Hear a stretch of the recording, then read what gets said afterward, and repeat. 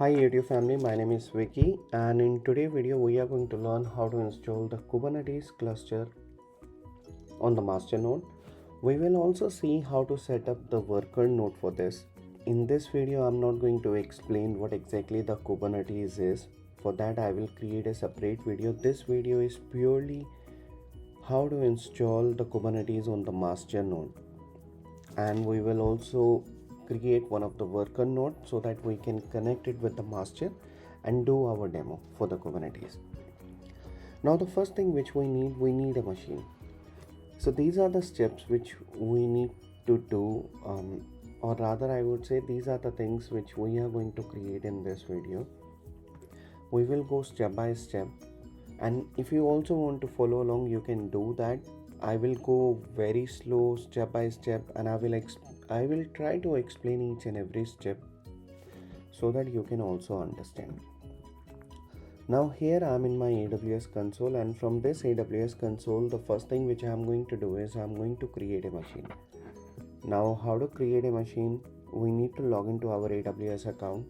If you don't have an AWS account, it's very easy to set up. You just need a credit card or the debit card. Once you have that information, you can create this account, and once you are here you need to select one of the region. Like for me, I have selected the North Virginia, and here I am in the EC2. You just need to type the EC2 here, and once you click on that you will land on this page. Once you are on this page you can launch one of the machine. Let me give it a name, Kubernetes master node, something like that. Okay, and from the AMI what I'm going to do is I'm going to browse and search for CentOS.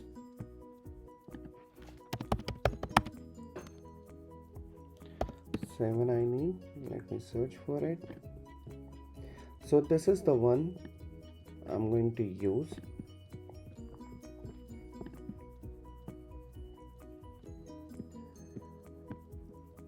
From here what I'm going to do is I'm going to change it to T2 micro, where I will get 2 virtual CPU and the 4 GB of the memory, although it is also going to work on the 2 GB of the memory. So let me go with the small machine, and later on if required we are going to change the type of the machine. Let me select the key pair. I already have one key pair with me, so I will go with that key pair. And in the security group what I'm going to do is I'm going to open all the traffic. So for that I already have a key pair with me. Let me go with that. 10 GB is absolutely fine for me for now, and the number of instances is 1. Let me launch it.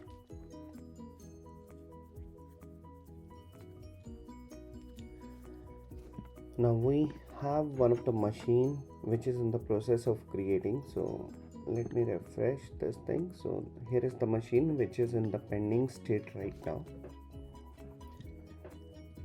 Now let me log into that machine, and in order to log in I need to grab the public IP of the machine. Okay, I think I need to close this terminal. Let me open a new terminal, and I need to go to that location where I have my key pair. So my key pair is in the download folder.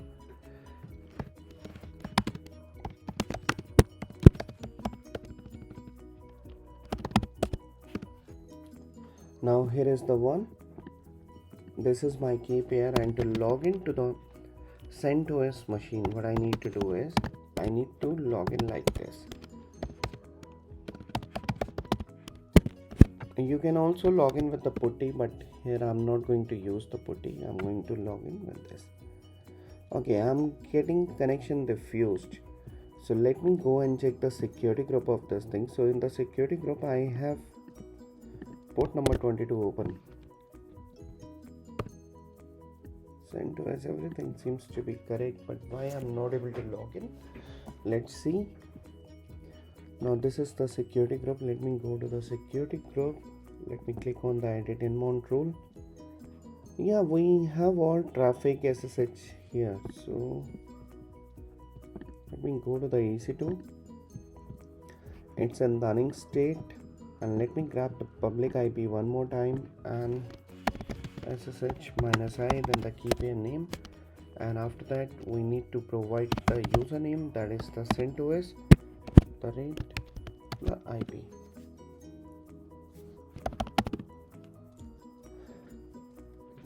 Yes, we are able to log into the machine. So here I logged into the CentOS. Now the first thing which I need to do is I need to change the host name of this machine. Now how to change the host name? For that, let me become the root user first. So I'm the root now. So if I'm going to type who am I, it is going to tell me I'm the root user right now.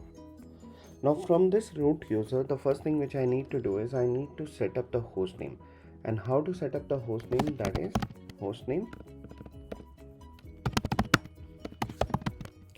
ctl set,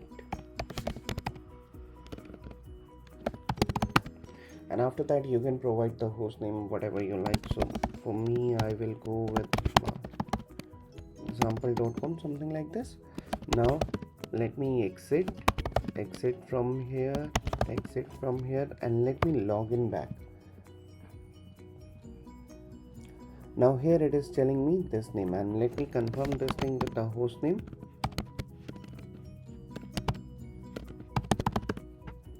Now we have the host name as master.example.com. Okay, now the second thing which I need to do is, in the CentOS we have couple of things which are enabled. The first thing is, that is SA Linux. Okay, we need to disable that thing, and the swap memory, we need to disable that thing. So let me check the swap memory. If I'm using a machine from the cloud, the swap memory is not there. But if I'm using a machine, like let's suppose I have created my own machine on the Oracle or the VirtualBox, then I need to disable this thing. As of now, if I'm going to check swap on -s here, I will not get any reply because the swap is not on the machine which are coming from the cloud vendors. Okay, so the first thing, I don't have to do anything for the swap, but if it is enabled, I need to disable it. That is the first thing. And the second thing, that is the SA Linux, I need to disable. So how to disable that thing? So for that,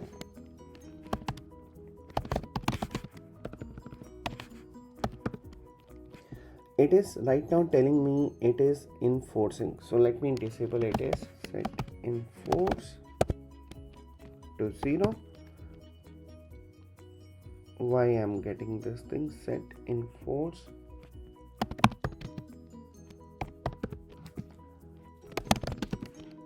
and we are done. Now we can do one more thing. In order to disable this thing, we can go to one of the file and disable this thing. So how to do that? For that, let me go to that file so that it is permanently disabled. I don't have to disable it every time whenever I'm going to log in. Okay, we need to go to the sysconfig.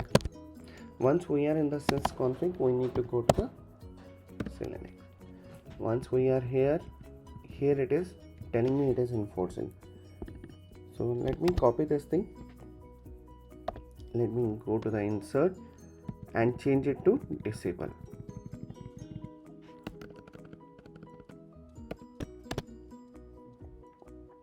Let me save it. We are good. Let me verify this thing. Yes, this is now disabled. Great. Now after that, what I need to do is I need to install the Docker on this machine. Now when we need to install the Docker, the first thing which we need to install, that is the repository for the Docker. So for that, what I'm going to do is I will go to the official documentation of the Docker. So this is the official documentation, and here on the Google I have typed Docker install on the CentOS, and this is the first one, and here we have the step to install it on the CentOS. Now this is which I need to use to set up the repository. So let me copy this thing in order to set up the repository. So let me paste it here. I already logged in with the root user, so that is the reason I have not used the root sudo here. Okay. Now the next thing which I need to do is I need to install these things. So we only need to install the Docker CE, but if you want to install the other thing you can do that, but I will go with the Docker CE right now. Docker Community Edition, which I need to install.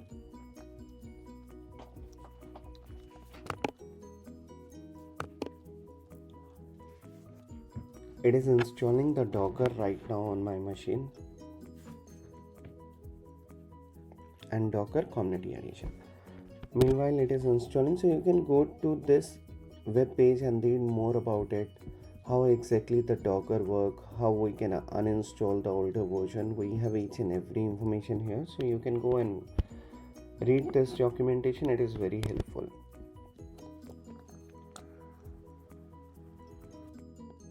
We have this thing complete, so we have the Docker install on our machine. So let me go and type Docker. We will get commands related to the Docker. Now the next thing which I need to do is I need to start the Docker service. So for that what I'm going to do is systemctl start Docker, and after that what I'm going to do is, let's suppose if I'm going to reboot my machine, what will happen, this Docker service will stop. Now in order to avoid that situation, what I'm going to do is I will have this thing in enable Docker. Now even if my machine is going to reboot, the Docker service will be up and running all the time. Now we are done with the step 1 of this video where we need to install the Docker. So let's go to the next step. Now what we need to do is we need to install the Kube agent, or rather I would say the Kubelet agent. Now this is we need to install. Again, in order to install this thing we need the repository for this, and from where I will get the repository, I will get it from the official website, and the official website is kubernetes.io. Now once I am on this website, what I need to do is I need to click on the documentation, and once I am in the documentation, here we have setup K8 cluster, and here we have installed the Kubeadm setup tool. Let me click on that and let me scroll down a bit. Now here we have the option how to install this thing. Okay, let me click on the red hat, and here we have the option to install this thing. So it is telling me that I need to use this script. So let me use this script and let me create this repository first. So how to create that thing, that is with the help of the VI I'm going to do. So this is the path I'm going to create. So we already have the etc yum repo, and inside that I'm creating one of the file with this name, and in this file what I'm going to do is I will have this thing updated. Now one thing which I need to do is gpg check is going to be 0. Okay,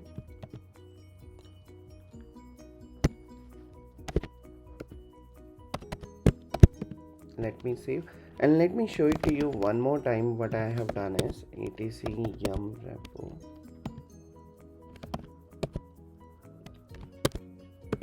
so I have updated this information, not the complete information from here, only this information I have updated. Okay, now once we have this information here, what we need to do is the next thing,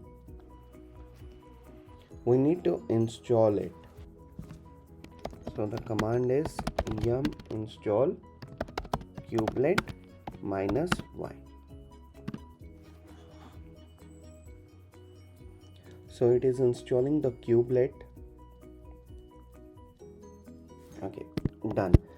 Again the same thing which I need to do is I need to start the service first. So in order to start the service, what is the command? Systemctl start, and then the name of the service, that is kubelet, and after that we need to enable it on the boot. So systemctl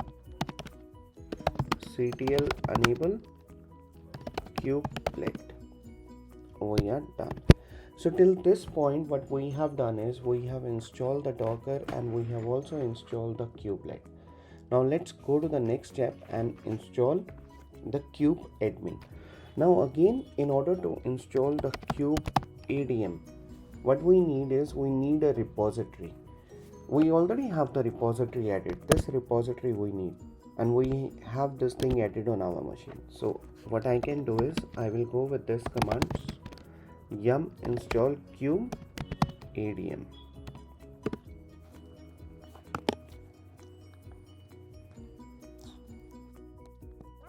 Till this point, what I can do is I will create a AMI of this one. Now why I'm going to create a AMI of this one? Because whatever the step I have followed till now, I have to follow exactly the same step for the worker node as well. So let me go and let me refresh this thing and let me create a AMI of this. So how to create a AMI of this? Go to the action, go to the image and template, and from here you can create an image. Okay, let me give a name. So this is going to be Kubernetes. You can give any description. So let me copy this thing and let me provide it here. No reboot is enabled. We can enable this thing, and I think we are good. Yeah, create image.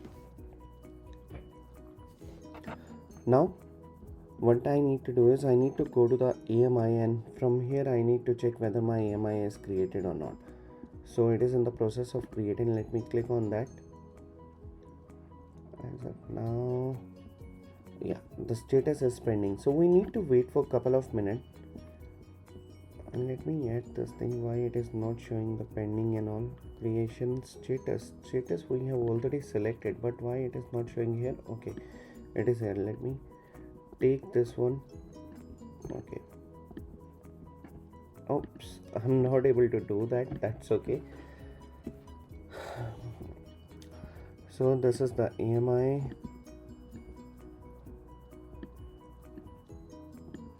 Here we have all that, and the status is pending right now.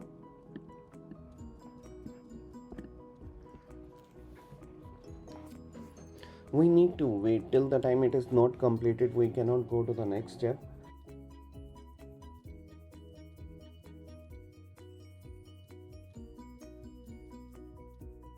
So here we have the status available right now. So let me go to my machine. So here I am in my machine. Let's go to the next step.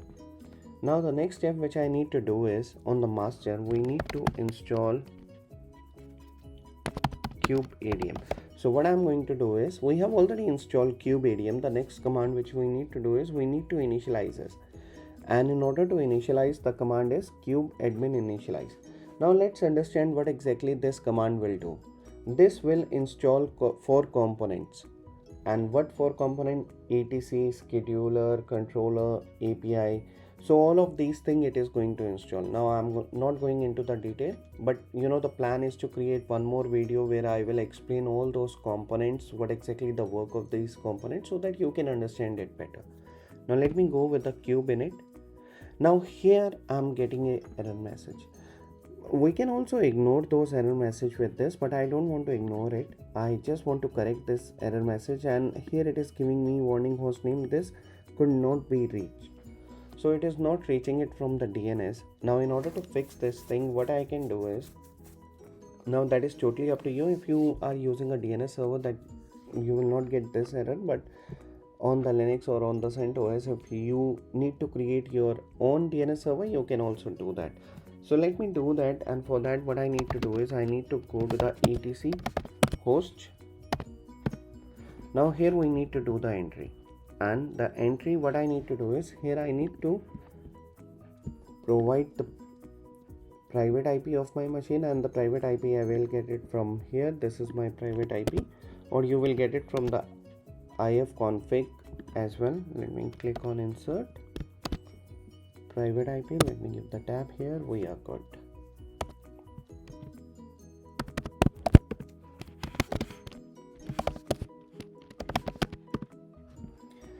Okay, we have the entry here.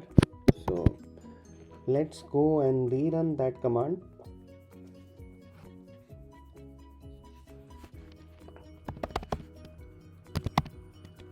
Kubeadm init. Do we have any other error right now? Okay, we have one more error. Container runtime is not running. Now this is something a known error, and in order to fix that, what we need to do is we need to look for it. So let me copy this thing. Container runtime is not running. Let me go to the Google and search for this.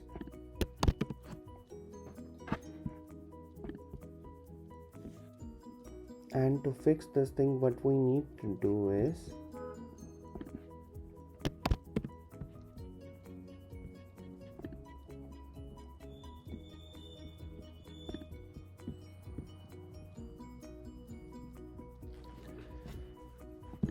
now here it says what we can do is, in order to fix it, we have exactly the same error message, and here it is saying that we can remove this file, restart, and it will fix. So let me do that. Let me remove this thing. Yes, and after that what I need to do is I need to restart, and then I need to go with this. We still have the number of the available CPU is 1, less than the required number 2. So at the time of creation we have selected the T2 small. So it is telling me the CPU is 1 and the recommended CPU is 2. That's okay, we are good with this. So what I'm going to do is I'm going to ignore this error. Okay, so let me go and type this thing and let me go with this. Now it is installing, so we have ignored all the error. We need to wait for a couple of minutes. Now right now what exactly it is doing, it is pulling the images.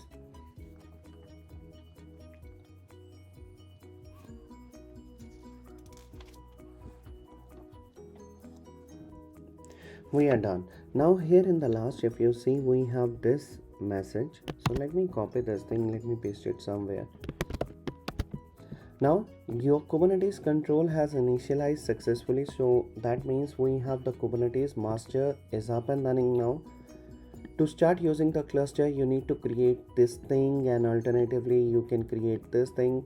That's okay. And in order to join any of the worker node, we need to use this token. We can generate our new token as well. We can delete this token. So how we can do that, that is something I will tell you, but let's do the recommended way. So the first thing which I am going to do is, after this I'm going to call the kubectl command to get the nodes. Now here it is giving me this error message: the connection to the server 8080 was refused. Did you mean to specify the right host or port? Now why I'm getting this error message? I'm getting this error message because from this kubectl it is not able to reach to the master, so that it will provide me with this information. And in order to fix that, it is telling me you can go with the export command, something like this. So I can create an export command like this, and let me go and rerun this command, and this time I'm able to connect. Or rather what I can do is I can create this thing to fix this. Okay, now that is totally up to me how I want to go with. So here I am going with the export command, and in the export command I am telling this is the location. The next thing which we need to do is we need to set up the worker node. But before that, before set up the worker node, we can also check one more thing, the component status. So kubectl get component.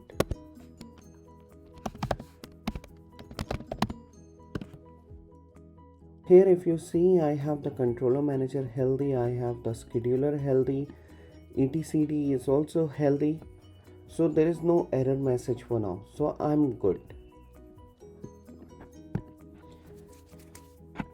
Now the next thing which we need to do is we need to install the worker node. And in order to install the worker node, we already have the AMI with us. From that AMI, what I'm going to do is I'm going to launch an image. Now let me give Kubernetes worker. I don't want to do that, and here I will go with T2 small again.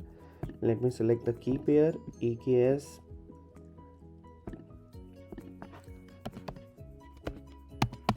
We already have one of the key pairs, the security group, which I'm going to select. Yes, I'm good. Let me launch it.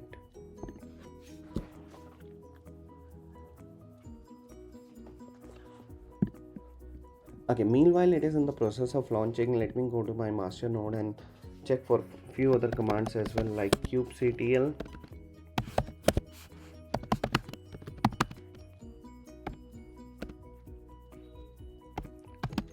That is for the namespace, N means for the namespace, and kube system.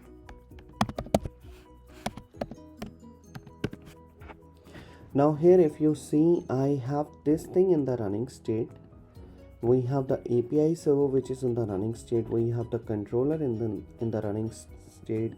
Scheduler is in the running state, but core DNS is in the pending state. So core DNS something we need to do it so that we can have the connectivity, or we can see our node in the running state. But that is something I will not do in this video, otherwise this video will be very long. I will do it in the next video. Okay. And if you want to see all the name server, so what you can do is you can use this command get ns and kubectl get name server. Why I'm not getting this? Kubectl. Oh, the command is not correct. So here we have the name server. So these name servers are by default created whenever we are installing the master. So here in the kube system we have that information. Let me go to that. Here we have this information whether our API server, our controller, our scheduler is in the running state or not. Okay, now let me go to my worker node. So let me grab the public IP of it and let me open a new terminal.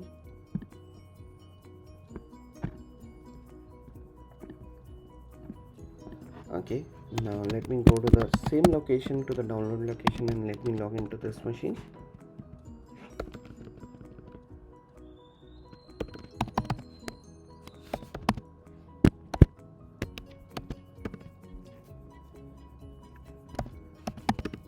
Now I logged into this machine. The first thing which I'm going to check whether I have the Docker install or not. Yes, we do have the Docker install, and let me check for the Kubeadm. Yes, we do have the Kubeadm, and let me check for the kubectl. Yes, we have all those things here. Okay, now what I need to do is I need to attach this one to this machine, but as of now sudo -i, if I'm going to check the host name, we have this host name, so we need to set the host name first.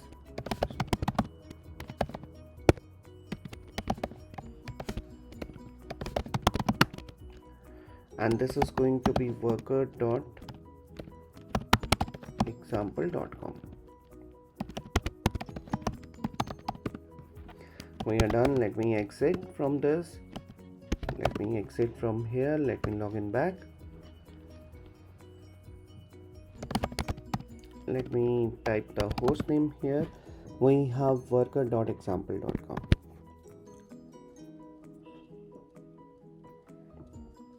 Now we have the worker node also set up. So the same step we need to follow. We need to install the Docker. We need to install the kubectl, Kubeadm, all those things we need to do.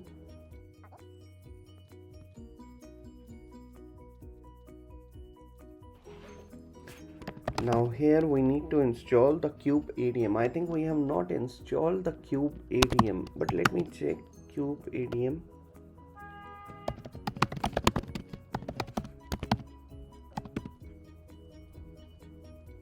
Yeah, you need to be perform sudo -i mash, and let me run this command.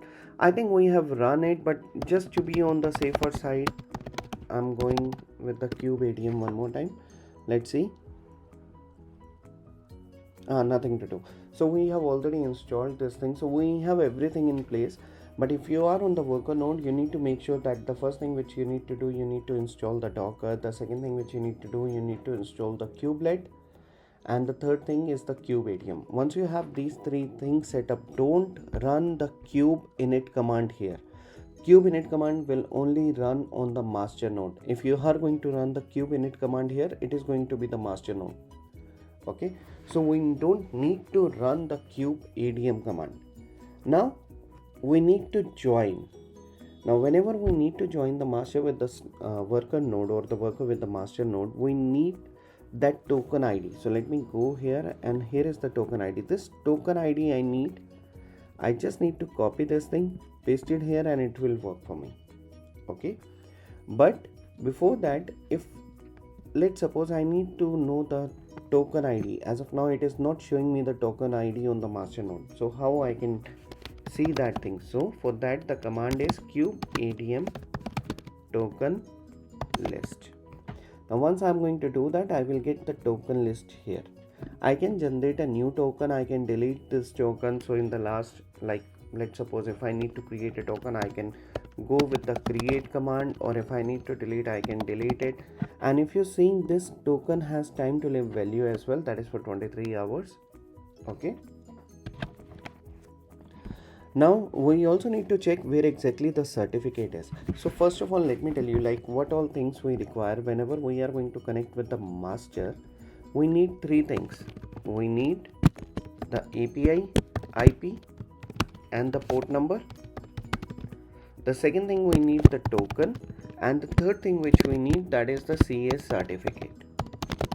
Now if you see, we have all those information here. We have the API IP, this is the API IP here. Then we have the port number. Then we have the token number, and after that we have the certificate. So these three informations I have. We can generate these three informations as well if you want to. You can create the token, you can look for the this port number and the API IP. Okay, you can look for all those commands, and you can go and check for the CS certificate as well. So let's suppose if you want to look for the CS certificate, the command, and even I don't remember it, but let me try. I think it's in etc Kubernetes, and here what we have, PKI. Yes, here we have the PKI, and then we have the certificate. Now here we have the certificate. So this is the certificate we have, and in order to check the kube token, we can run this thing, kubeadm token list. With this command I will get the token. With this command I will check whether I have the CA certificate or not. Okay, and in order to check the port, what we can do is we can go with the netchat command.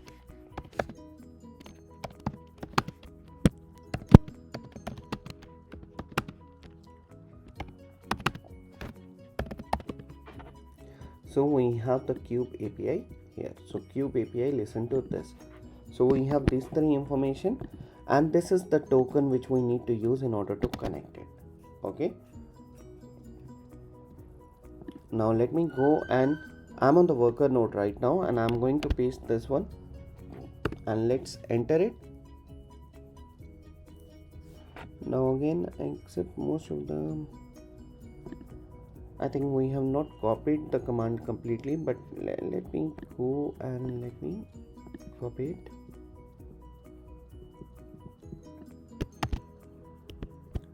I think the format is not correct, so let me correct the format of this. Yes, now it is good.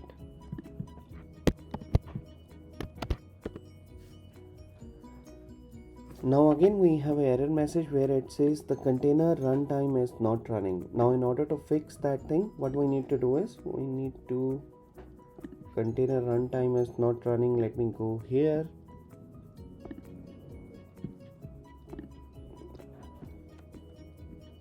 So this is we need to do.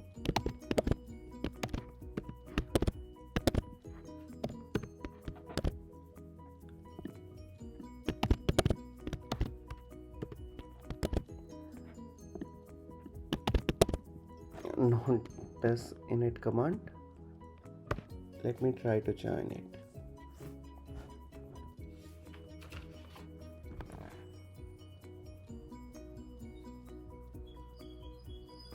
It is not going to take much time. I am on the worker node, so it is trying to connect.